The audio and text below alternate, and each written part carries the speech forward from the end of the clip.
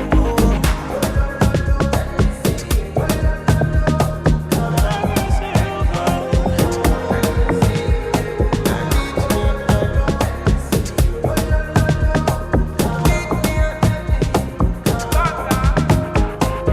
don't walk, you don't try.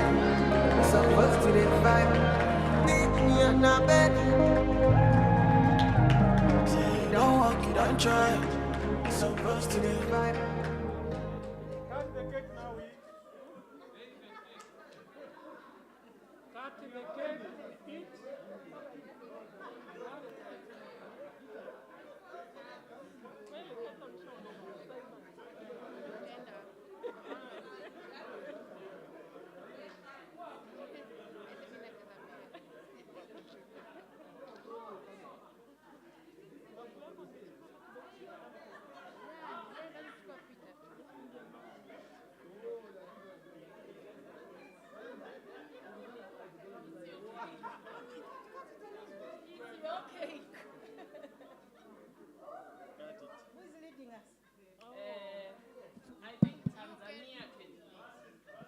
We're counting 3. The baby is cutting the cake. We're counting 3 to 1.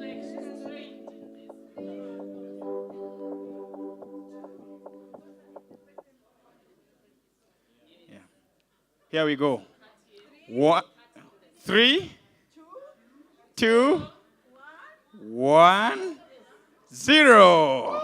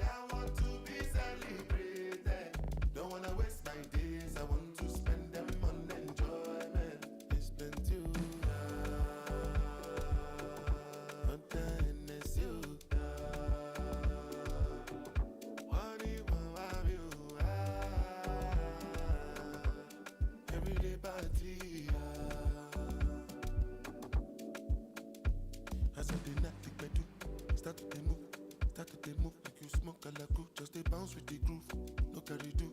If you lose God, then go bounce with your boo. I can vouch for my crew, I'm telling you. And to they do, lifestyle of a crew. Make you dance, to they look, then go they look, then go they look. And say if it's not enough, if I do 99 good, it go remain one. Don't know how to show you my love without fucking up. But I can buy you a new baby, straight from made you love.